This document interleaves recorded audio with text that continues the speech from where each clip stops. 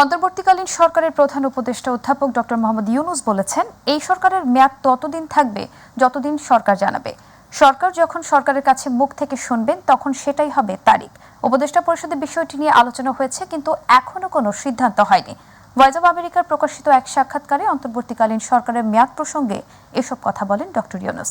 সেনা কর্মকর্তাদের ম্যাজিস্ট্রেসি ক্ষমতা দেওয়ার বিষয়ে জানতে চাইলে ডক্টর ইউনূস জানান, দেশে শান্তি শৃঙ্খলা ফেরাতে পুলিশের ভূমিকা নেওয়ার কথা থাকলেও সার্বিক পরিস্থিতিতে তারা মনোবল হারিয়ে ফেলেছে।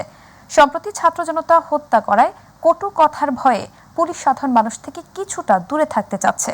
তবে পুলিশের সবাই অন্যায় করেনি বলেও উল্লেখ করেন তিনি। সরকার কখন মেয়াদ ঠিক করবে সেটা সরকারকে বলতে হবে। সরকার না বলা পর্যন্ত তো সেটা সরকারের মেয়াদ হচ্ছে না। মানে সরকার বলতে তো আমাদেরই বলতে হবে, আমাদেরকে বলতে হবে। আমাদের মুখ থেকে যখন শুনবেন তখন সেটাই হবে তারিখ।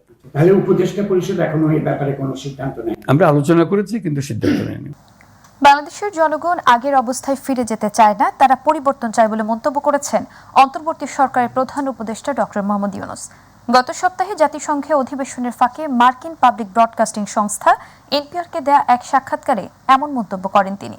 15 বছরের দুঃখ দুর্দশা 15 দিনে সমাধান করা সম্ভব নয় জানিয়ে বিষয়টি সুরাহা করতে কিছুটা সময় চান ডক্টর ইউনূস। বিস্তারিত আতিকুর রহমান তিতাসের রিপোর্টে। গত 5 আগস্ট শেখ হাসিনা ক্ষমতাচ্যুত হওয়ার কয়েক ঘণ্টা পর ডক্টর মোহাম্মদ ইউনূসের কাছে একটি ফোন কল আসে। তাকে অন্তর্বর্তী সরকারের প্রধান উপদেষ্টা হিসেবে দায়িত্ব পালন করতে বলা হয়। সেই ফোন কলে এই দায়িত্ব নেয়াকে জীবনের গতিপথের পরিবর্তন হিসেবে দেখছেন নোবেলজয়ী অর্থনীতিবিদ ডক্টর মোহাম্মদ ইউনূস। মার্কিন পাবলিক ব্রডকাস্টিং সংস্থা এনপিআরকে দেয়া এক সাক্ষাৎকারে ক্ষমতায় আসার বিষয়ে এমনটাই বর্ণনা করেছেন ডক্টর ইউনূস। সোমবার এই সাক্ষাৎকার প্রকাশ করে এনপিআর।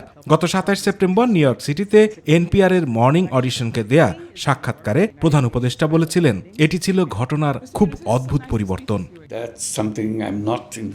ডক্টর ইউনূস জাতিসংঘের সাধারণ পরিষদের বক্তৃতার পরে এনপিআর এর মিশেল মার্টিনের সঙ্গে আলাপচারিতায় বসেন। এ সময় বাংলাদেশে ক্ষমতার পালাবদল নিয়ে করা প্রশ্নের জবাবে ডক্টর ইউনূস বলেন, প্রধান উপদেষ্টা হিসেবে শপথ নেওয়ার আগে তিনি প্যারিসে ছিলেন। হঠাৎ বাংলাদেশ থেকে করা টেলিফোনে তিনি জানতে পারেন শেখ হাসিনা চলে গেছেন। তখন তাকে সরকার প্রধান হবার অনুরোধ করা হয়, যা ছিল একটি বড় চমক। Normalcy started coming back, so we are running the country. But there are demonstrations, not revenge, demonstrations. Doctor Yunus বলেন, দেশকে বাঁচাতে আক্ষরিক অর্থে যুবকরা এসে আত্মাহুতি দিয়েছে। শেখ হাসিনা দেশ ছাড়ার সিদ্ধান্ত নেন কারণ পুরো জনতা তার বাড়ির দিকেই আসছিল। Everybody is trying to get settle their scores because they were deprived. So they said, we were trying to convince them, look. প্রধান উপদেষ্টা বলেন, জনগণ বিপ্লবের মেজাজে আছে। তারা এমন লোকদের খুঁজছে যারা তাদের সহযোদ্ধাদের মৃত্যু ঘটিয়েছে। তাই বিচ্ছিন্ন কিছু হামলার ঘটনা ঘটেছে। This is 15 years of your grievances. We cannot solve it in 15 days. Give us some time so that we can go back. You have very difficult situation. And we have to resolve it so that it's done systematically. বর্তমানে বাংলাদেশে স্বাভাবিকতা ফিরে এসেছে, তবে কিছু বিক্ষোভ হচ্ছে বেতন বৃদ্ধির দাবিতে, তাদের চাকরির দাবিতে যাদের সরকার আগে বরখাস্ত করেছিল। Needed. Some say, oh, it should be done quickly because if you go longer and longer, you'll be so unpopular, everything will be messed up. So you do it fast. Some say, no, you have to finish that reform. So you stay this long period. পুরনো ধারায় না গিয়ে একটি নতুন দেশ নির্মাণে সবাইকে এগিয়ে আসতে হবে বলেও জানান প্রধান উপদেষ্টা। তরুণরা বিশ্বকে পরিবর্তন করতে প্রতিশ্রুতিবদ্ধ উল্লেখ করে তিনি বলেন, তারাই ভবিষ্যৎ গড়বে এবং যেভাবেই হোক তাদের নেতৃত্বের অবস্থানে থাকা উচিত। You mentioned I'm 84. I don't have a long path ahead of me, but they have the whole life ahead of them. Atiqur Rahman Titas, my TV. Mohammad Yunus, thank you so much for speaking with us today. অন্তর্বর্তীকালীন সরকারের প্রধান উপদেষ্টা doctor Mohammad ইউনূসের সঙ্গে সৌজন্য সাক্ষাৎ করেছেন ফিলিস্তিনের রাষ্ট্রদূত ইউসুফ রামাদান। সকালে রাষ্ট্রীয় অতিথি ভবন যমুনায় তিনি ডক্টর ইউনূসের সঙ্গে সাক্ষাৎ করেন। এ সময় ফিলিস্তিনের রাষ্ট্রদূত জানান, ফিলিস্তিন ইসরায়েল সংকট সমাধানের একমাত্র গ্রহণযোগ্য উপায় হিসেবে দুটি রাষ্ট্র প্রতিষ্ঠা করতে একটি বৈশ্বিক জোট গঠন করেছে সৌদি আরব। এ সময় ফিলিস্তিনের জনগণের পাশে থাকায় বাংলাদেশের প্রতি কৃতজ্ঞতা প্রকাশ করেন রাষ্ট্রদূত। এছাড়াও জাতিসংঘের সাধারণ অধিবেশনের ভাষণে ফিলিস্তিনবাসীর দুঃখ দুর্দশার চিত্র তুলে ধরায় প্রধান উপদেষ্টা ডক্টর ইউনূসকে ধন্যবাদ জানান ইউসুফ রামাদান।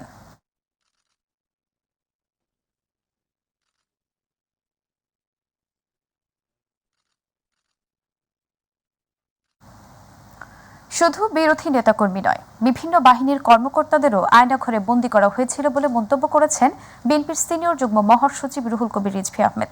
দেশের সর্বত্র আতঙ্কের জনপদ তৈরি করতে আওয়ামী লীগের সমর্থিতরা সহায়তা করেছে, তাই ইউনিয়ন পরিষদের চেয়ারম্যানের পদ দ্রুত শূন্য ঘোষণা করার দাবি জানিয়েছেন তিনি। এদিকে দলের স্থায়ী কমিটির সদস্য ডক্টর আব্দুল মঈন খান বলেন, মিথ্যা অভিযোগে বাংলাদেশকে বিশ্ব দরবারে মৌলবাদী রাষ্ট্র হিসেবে পরিচিত করতে গিয়ে আওয়ামী লীগের করুণ পরিণতি হয়েছে। রাজধানীতে আলাদা অনুষ্ঠানে তারা এসব কথা বলেন। ইউসুফ আলীর রিপোর্ট। ৪৫তম প্রতিষ্ঠাবার্ষিকী উপলক্ষে রাজধানীর ডিপ্লোমা ইঞ্জিনিয়ার্স ইনস্টিটিউশনে আলোচনা সভার আয়োজন করে জাতীয়তাবাদী উলামা দল। সভায় বিএনপির স্থায়ী কমিটির সদস্য ডক্টর আব্দুল মঈন খান বলেন, আওয়ামী লীগ ক্ষমতা দীর্ঘায়িত করতে বাংলাদেশের মুসলমানদের পশ্চিমাদের কাছে ভুলভাবে মৌলবাদী হিসেবে উপস্থাপন করতে চেয়েছে। বাংলাদেশের মুসলমানরা ধর্মপ্রাণ মানুষ, কিন্তু তারা মৌলবাদী না। যারা বাংলাদেশের মানুষকে নিজেদের ক্ষমতায় থাকার স্বার্থে মৌলবাদী বলে প্রচার করে বিশ্বের সামনে তুলে ধরে, যারা একটি জাতির কলঙ্ক সৃষ্টি করতে চায়, তাদের উপরে আল্লাহ তাআলার গজব হবে। নয়াপল্টনে দলের কেন্দ্রীয় কার্যালয়ের সামনে সরকার বিরোধী আন্দোলনে গুরুতর আহত রিকশা চালক সাইফুল ইসলামকে ব্যাটারি চালিত রিকশা প্রদান অনুষ্ঠানে বিএনপির সিনিয়র যুগ্ম মহাসচিব রুহুল কবির রিজভী আহমেদ বলেন, আয়নাঘরে বিভিন্ন শ্রেণী পেশার মানুষকে বন্দী করে রেখেছিল আওয়ামী লীগ সরকার। আমরা তো আয়নাঘর শুনেছি, আইন শৃঙ্খলা বাহিনীর তৈরি করা আয়নাঘর। আজকে আয়নাঘর থেকে বেরোচ্ছেন সেনাবাহিনীর ঊর্ধ্বতন কর্মকর্তা, আইনজীবী, ব্যারিস্টার। 9 বছর 10 বছর পর তারা সেখান থেকে বের হচ্ছে। কি নির্মমতা শেখ হাসিনা তৈরি করেছিলেন সারা বাংলাদেশে। ইউপি চেয়ারম্যানদেরকে এখন বাতিল করছেন না কেন? এরাও তো সেই আওয়ামী লীগের গুন্ডা, পান্ডা, সন্ত্রাসী। এলাকার মধ্যে যারা বর্বরচিত ঘটনা ঘটিয়েছে। ইউসুফ আলী, মাই টিভি, ঢাকা। 2021 সালে চট্টগ্রাম সিটি কর্পোরেশন নির্বাচন বাতিল চেয়ে বিএনপির মেয়র প্রার্থী ডক্টর শাহাদাত হোসেনের দায়ের করা মামলায় তাকে মেয়র ঘোষণা করেছেন আদালত। একই সঙ্গে নির্বাচন কমিশনকে আগামী 10 দিনের মধ্যে গেজেট প্রকাশের নির্দেশ দেওয়া হয়েছে। দুপুরে নির্বাচনী ট্রাইব্যুনাল এবং যুগ্ম জেলা ও দায়রা জজ মোহাম্মদ খায়রুল আমিনের আদালত এই রায় দেন। বাদীপক্ষের আইনজীবী অ্যাডভোকেট আরশাদ হোসেন আসাদ জানান, চট্টগ্রাম সিটি কর্পোরেশন নির্বাচন বাতিল চেয়ে ডক্টর শাহাদাত হোসেনের দায়ের করা মামলায় তাকে মেয়র ঘোষণা করে রায় দিয়েছেন আদালত। এর আগে 2021 সালের 24 ফেব্রুয়ারি চট্টগ্রাম সিটি কর্পোরেশনের মেয়র পদে ঘোষিত ফলাফল এবং মেয়র হিসেবে রেজল করিম চৌধুরীকে নির্বাচিত ঘোষণা করে প্রকাশিত গেজেট বাতিল করে পুনর্নির্বাচন চেয়ে আদালতে মামলা করেন পরাজিত প্রার্থী শাহাদাত হোসেন।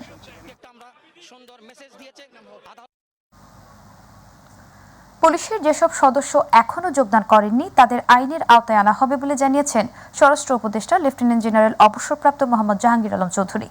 সচিবালয় স্বরাষ্ট্র মন্ত্রণালয়ের সভাকক্ষে আইন শৃঙ্খলা কমিটির সভা শেষে সাংবাদিকদের এ কথা জানান তিনি। স্বরাষ্ট্র উপদেষ্টা আরও বলেন, যারা এখনো যোগদান করেননি তাদের পুলিশ বলা হবে না, ক্রিমিনাল বলা হবে। সরকার আনসার, পুলিশ ও বিজিবি যোগদানের নিয়োগের সিদ্ধান্ত নিয়েছে বলেও জানান স্বরাষ্ট্র উপদেষ্টা।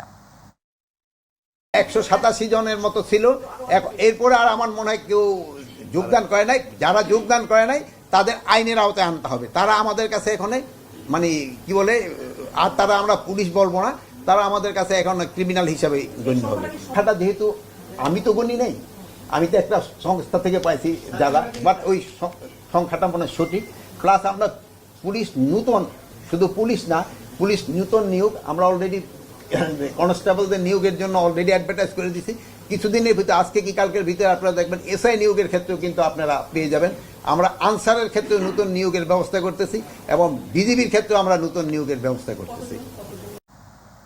ভোলা 4 আসনের সাবেক সংসদ সদস্য আব্দুল্লাহ আল জ্যাকুবকে রাজধানীর লালবাগ থেকে গ্রেফতার করেছে পুলিশ। সকালে লালবাগ জোনের এডিসি ডিবি আব্দুল্লাহ আল মামুন বিষয়টি নিশ্চিত করেছেন। 2012 সালের বিএনপির মিছিলে নেতাকর্মীদের উপর গুলি করে হত্যা চেষ্টার অভিযোগে শেখ হাসিনা সহ জ্যাকবের বিরুদ্ধে বৃহস্পতিবার মামলা হয়। এছাড়াও স্বরাষ্ট্র মন্ত্রণালয় এবং নির্বাচন কমিশনের সঙ্গে সাবেক সচিব মোহাম্মদ জাহাঙ্গীর আলমকে গুলশান থেকে গ্রেফতার করেছে গোয়েন্দা পুলিশ। এদিকে গাইবান্ধা 2 আসনের সাবেক সংসদ সদস্য এবং জাতীয় সংসদের সাবেক হুইপ মাহবুবারা বেগম গিনিকে গ্রেফতার করেছে ঢাকা মহানগর পুলিশ। গতরাতে রাজধানীর ধানমন্ডির একটি বাসা থেকে তাকে গ্রেফতার করে ডিবি কার্যালয়ে নেওয়া হয়।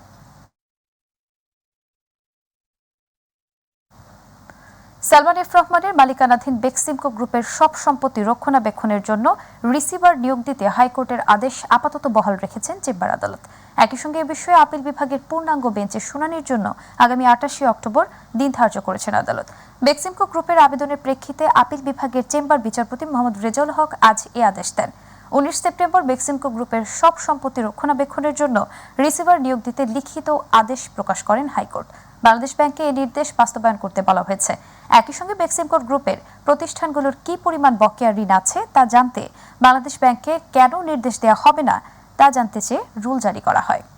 বিদেশ থেকে টাকা ফেরত আনা, এই 4টা ডাইরেকশন ছিল। আরেকটা ছিল যে কোর্টকে এটা 4 সপ্তাহের মধ্যে জানানো। এই 4টা ডাইরেকশনকে সামগ্রিকভাবে একত্রে নিয়ে বাংলাদেশ ব্যাংক কার্যক্রম শুরু করেছে। বাংলাদেশ ব্যাংক পরে গিয়ে হয়তো দেখবে কোথাও লিগাল ডিফিকাল্টি বা কোথাও কিছু থাকলে সেটা বাংলাদেশ ব্যাংক পরে আদালতে আসবে নেসেসারি মনে করলে। 3 মাসের বকেয়া বেতনের দাবিতে গাজীপুরে ঢাকা ময়মনসিংহ মহাসড়ক অবরোধ করে বিক্ষোভ করছেন পোশাক কারখানার শ্রমিকরা। সকাল থেকে কয়েকটি কারখানার শ্রমিকরা কাজ বন্ধ রেখে সড়ক অবরোধ করেন। এতে চান্দনা চৌরাস্তা থেকে ঢাকা ময়মনসিংহ এবং ঢাকা টাঙ্গাইল মহাসড়কে 9 কিলোমিটার দীর্ঘ যানজটের সৃষ্টি হয়। চরম ভোগান্তিতে পড়েন যাত্রীরা। যানজটের প্রভাব ভোগড়া বাইপাস হয়ে ঢাকা টাঙ্গাইল মহাসড়কেও গিয়ে পড়েছে। শ্রমিকরা বলছেন, গত 3 মাস আগে নোটিশ দিয়ে গাজীপুরের চৌরাস্তা এলাকার ডিলাস ফ্যাশন লিমিটেডের মালিক কারখানা বন্ধ করে দেয়। এতে তাদের 3 মাসের বকেয়া বেতন পড়ে। শিল্প পুলিশ এসে পরিস্থিতি নিয়ন্ত্রণের চেষ্টা করছে। বিচ্ছিন্নভাবে বেশ কয়েকটি কারখানা বন্ধ ছাড়া বাকি 98 কারখানায় উৎপাদন প্রক্রিয়া স্বাভাবিক রয়েছে।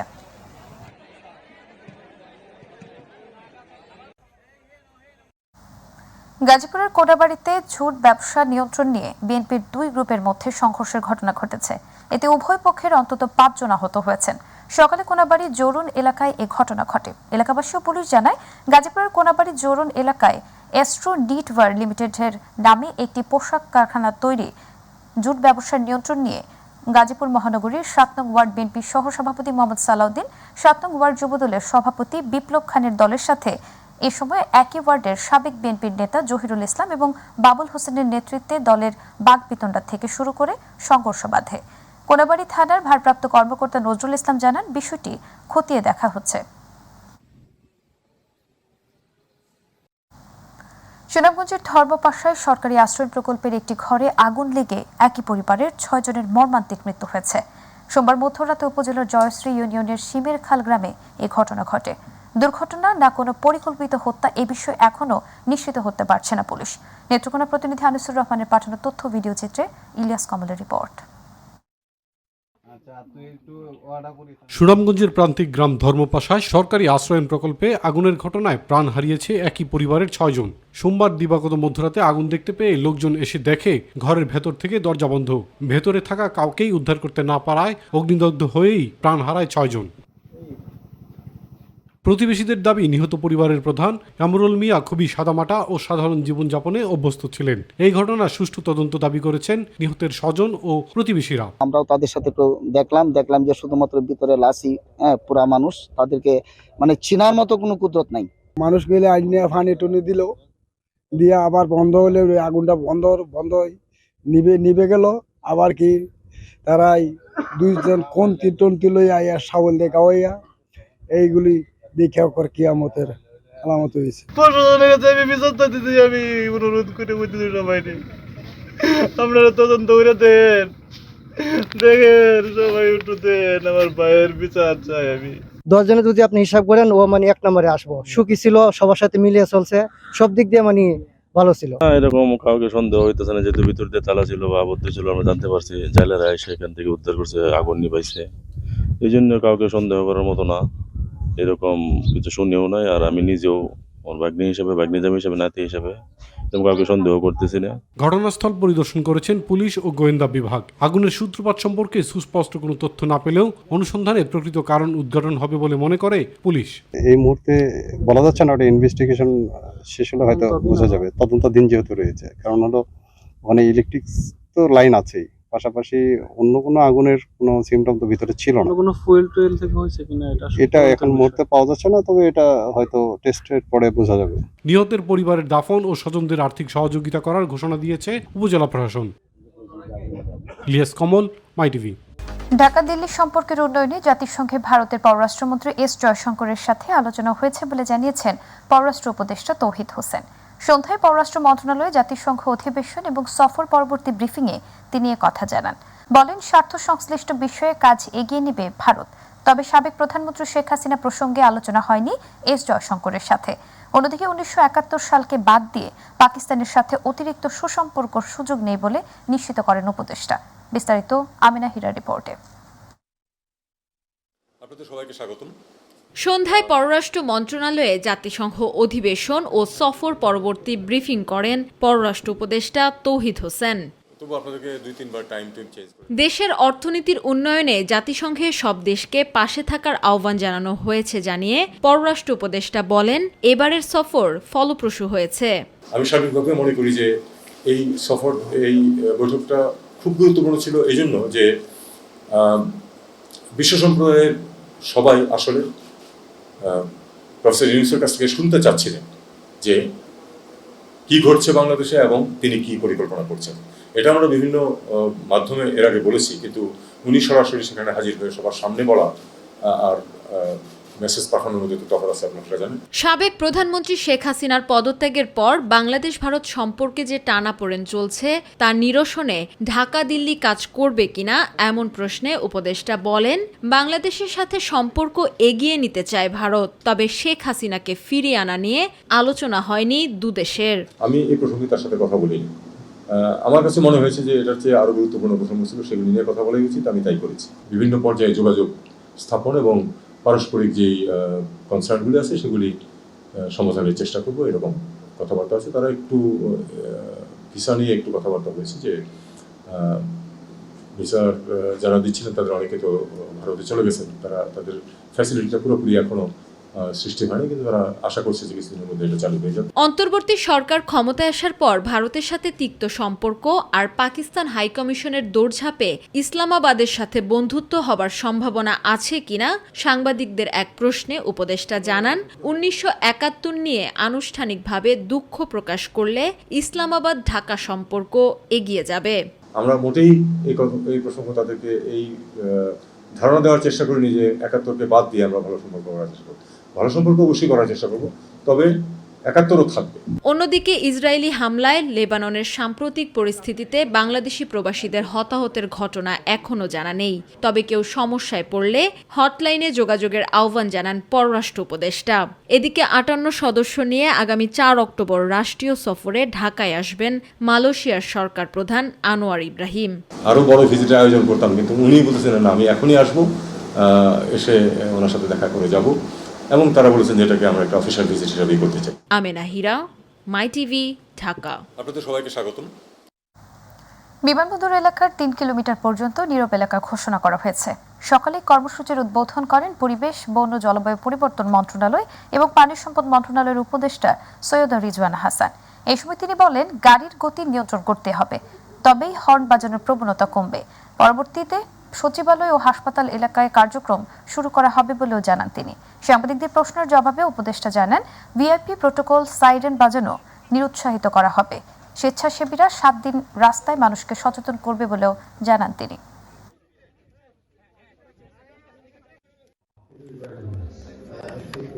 এবং আমাদের বিমানবন্দর এলাকাটাকে আমাদের সিভিল এভিয়েশন কর্তৃপক্ষ হর্ন মুক্ত ঘোষণা করেছে। কারণ বিমানবন্দরকে তো আপনি নীরব ঘোষণা করতে পারবেন না, আপনার বিমান নামতে বিমান উঠবে, আর তার দুই পাশে মোট 3 কিলোমিটারকে নীরব এলাকা ঘোষণা করা হয়েছে। আজ থেকে সুপার শপে শুরু হলেও সারা দেশে 1 নভেম্বর থেকে পলিথিন প্লাস্টিকের পরিবর্তে পাটের ব্যাগ ও বস্তা ব্যবহার নিশ্চিত করা হবে বলে জানিয়েছেন পাট ও বস্ত্র উপদেষ্টা সাখাওয়াত হোসেন। সকালে রাজধানীর গুলশানে পাটজাত পণ্য উৎপাদন এবং ব্যবহারে উদ্বুদ্ধকরণ বিষয়ক অনুষ্ঠানে তিনি এই কথা জানান। এ বিষয়ে ব্যবসায়ীদের সমস্যা সমাধানে প্রয়োজনে আইন সংশোধন করা হবে। সর্বত্র পাটের তৈরি ব্যাগ ব্যবহার নিশ্চিত করা হলে দেশের বাজারেই পাটের চাহিদা বাড়ত এবং অর্থনীতিতে ভূমিকা রাখবে বলেও আশা প্রকাশ করেন উপদেষ্টা। সকলের সহযোগিতায় হারিয়ে যাওয়া গোল্ডেন ফাইবার অব বেঙ্গল ফিরিয়ে আনা হবে বলেও জানান উপদেষ্টা সাখাওয়াত হোসেন। 1 নভেম্বর থেকে আমাদের যে আইনটি আছে 2010, সেই আইনটির আওতায় সমস্ত জায়গায় আমরা পাটের ব্যাগ এবং পাটের বস্তা এটা যাতে ব্যবহার হয় সেটা ইনশাল্লাহ আমরা নিশ্চিত করব। সেনাবাহিনী প্রধান জেনারেল ওয়াকারুজ্জামান ঢাকা সহ বিভিন্ন জেলায় নতুন করে স্থাপিত আরও 30টি মেডিকেল ডিসপেন্সারির উদ্বোধন করেন। আজ ইসিবি চত্বরে ঢাকা জেলার জন্য স্থাপিত মেডিকেল ডিসপেন্সারিতে উপস্থিত হয়ে ভিডিও টেলিকনফারেন্সিং এর মাধ্যমে এই মেডিকেল ডিসপেন্সারির উদ্বোধন করেন। এরপর তিনি অবসরপ্রাপ্ত সশস্ত্র বাহিনীর সদস্যদের সাথে মতবিনিময় করেন। সাম্প্রতিক সময়ে অবসরপ্রাপ্ত সশস্ত্র বাহিনীর সদস্য ও তাদের পরিবারবর্গের চিকিৎসা সেবায় সিএমএইচ সমূহের সক্ষমতা বৃদ্ধি, প্রাইভেট হাসপাতাল নির্মাণ প্রকল্প প্রক্রিয়াধীন রয়েছে। এছাড়াও অবসরপ্রাপ্ত সশস্ত্র বাহিনীর সদস্যদের রেশন ভাতা বৃদ্ধি করা হয়েছে।